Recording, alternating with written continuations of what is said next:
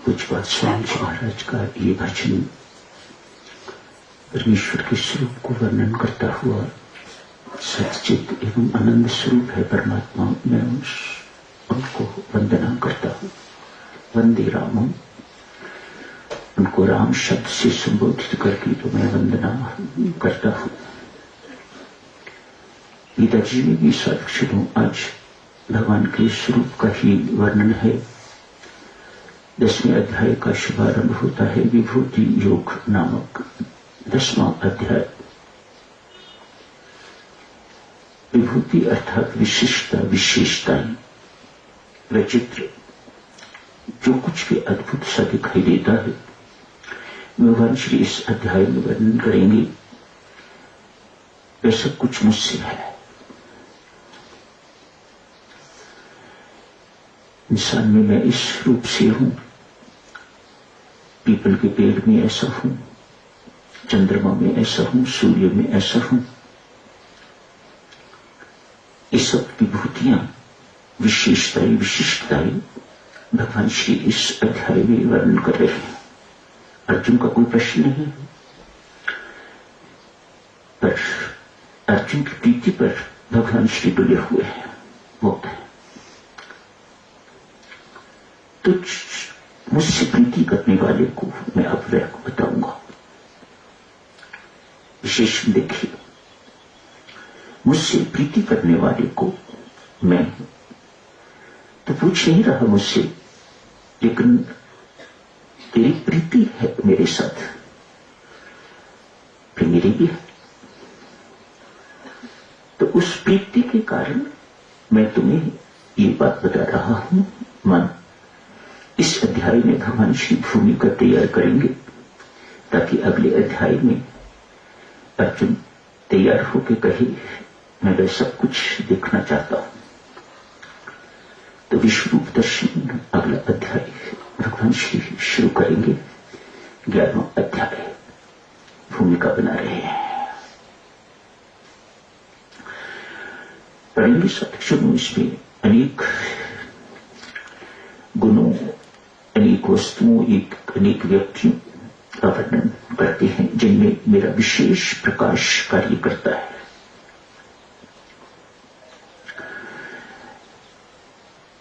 कुछ एक दृष्टांतों के माध्यम से इनको समझने की कोशिश करते हैं। राजा अकबर और बीरबल कहीं जा रहे हैं। रास्ते में बीरबल ने तुलसी का पौधा देखा, मत्था टेका, प्रणाम किया। अकबर ने पूछा क्यों प्रणाम कर रहे हो इस पौधे को? कहा ये तुलसी माता है। तो इनमें आपस में नोक झोंक चलती रहती थी। अकबर कुछ न कुछ छेड़छाड़ करते रहते थे और बीरबल बहुत सुंदर उत्तर उड़े देते थे। कहा इस नन्हे से पौधे को क्यों प्रणाम कर रहे हो, क्या है इसमें? कहा ये तुलसी माता है। अकबर ने कहा बड़ी विचित्र बात है, हिंदू कैसे हैं?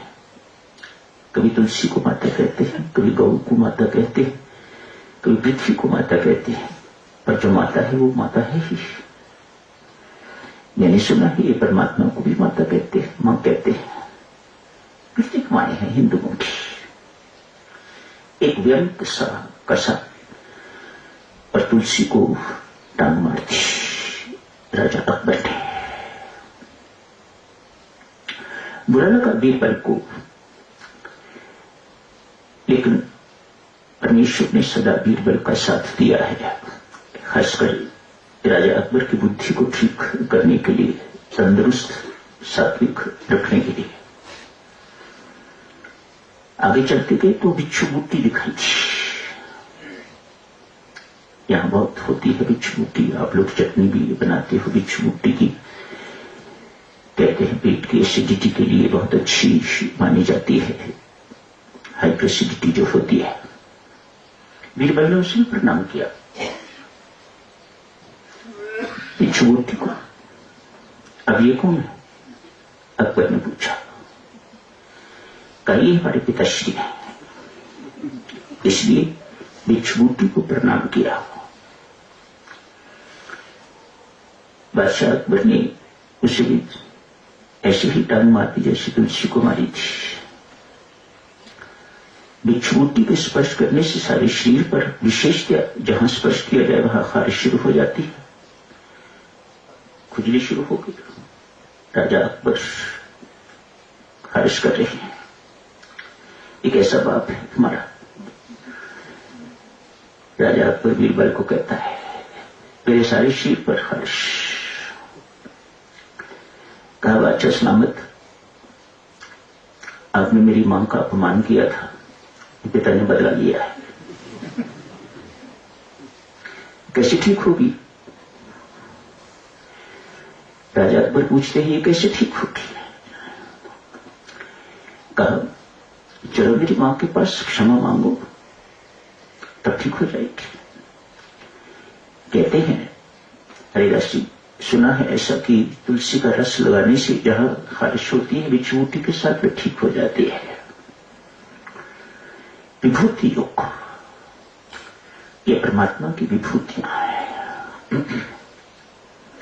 आज तुलसी के लिए कहा है, कल को पीपल के लिए कहेंगे। पूज्य है पीपल, ब्रह्मा जी का निवास स्थान माना जाता है, वास माना जाता है पीपल पर। वृक्षों में का पीपल, पीपल का पेड़।